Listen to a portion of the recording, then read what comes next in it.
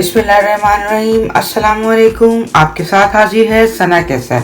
आज मैं आपको तवा चिकन टिक्का बनाना सिखा रही हूँ। चलिए देखते हैं उसके लिए हमें क्या क्या चीजें चाहिए। सबसे पहले हम एक बॉल लेंगे, उसमें हम सारा मसाला रेडी कर लेंगे। 1 चाय का चमचा नमक, 1 चाय का चमचा पिसा हुआ गरम मसाला, आधी चाय का चमचा पिसा हुआ जीरा, 1 चाय का चमचा पिसी हुई काली मिर्चें, 1 खाने का चमचा पिसी हुई लाल मिर्चें, 1 खाने का चमचा चाट मसाला और 1 चाय का चमचा पेपरिका पाउडर, 1 से 1.5 खाने का चमचा टिक्का मसाला। और अब हम इसमें आधा चाय का चमचा फूड कलर डालेंगे। 2 खाने के चमचे हम इसमें दही ऐड करेंगे। सिरका 1 खाने का चमचा, 1 चाय का चमचा लहसुन और अदरक का पेस्ट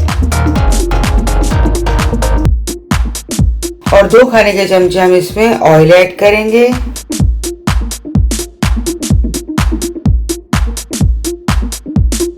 अब हम इन सब चीजों को अच्छी तरह मिक्स कर लेंगे, एक बैटर रेडी कर देंगे। इसका पेस्ट हमने इसका एक पेस्ट रेडी कर दिया है। अब मैंने यहाँ पर 2 लेग पीस लिए हैं, उनको मैं इसमें कट लगाऊंगी ताकि मसाला अच्छी तरह इसके अंदर चला जाए इसका और इसके फ्लेवर को मजीद अच्छा बनाइए। देखिए मैंने दोनों में लगा दिया। अब कट लगा दिए थे। अब मैं इसमें सारा मसाला जो मैंने मैरिनेट करने के लिए रखा था ये सब इसमें लगाएंगे। अच्छी तरह अपनी उंगलियों की मदद से जो कट लगाए उनमें भी अच्छी तरह फिल कर दें इसके अंदर मसाला। आधे घंटे के लिए मैंने ये बॉल चेंज कर लिया था क्योंकि अब मुझे स्मोक देनी थी इसके अंदर, तो वो व्हाइट कलर का है तो इसलिए वो खराब हो जाएगा, इसलिए मैंने इसमें चेंज कर दिया। फॉइल पेपर से बॉल बनाया, कोयले को मैंने दहकाया और इसमें रखा। अब मैं इसमें ऑयल डाल के 15 से 20 मिनट के लिए रख दूंगी तो इसमें बारबेक्यू का अच्छा फ्लेवर आ जाएगा। चलिए अब मैं तवा मैंने यहाँ गरम कर लिया है, इसमें मैं ब्रश की मदद से ऑयलिंग करूंगी। सब तरफ ऑयल लगाने के बाद हम इसमें दोनों पीस रख देंगे और स्लो फ्लेम पर हम तकरीबन इसको 10 मिनट के लिए एक साइड पर 10 मिनट के लिए एक साइड पर सेकेंगे ताकि चिकन अच्छी तरह गल जाए। ये देखिए माशाल्लाह से कितना अच्छा कलर आ रहा है। ये जायके में भी इतना ही अच्छा है।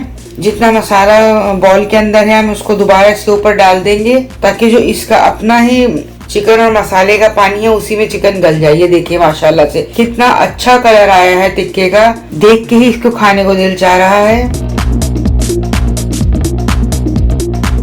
हम इसमें थोड़ी सी ऑयलिंग और कर देंगे। आप अपने तरीके से इसको डेकोरेट कर सकते हैं। चलिए अब ये रेडी हो गया। अब हम इसको डिश आउट करेंगे।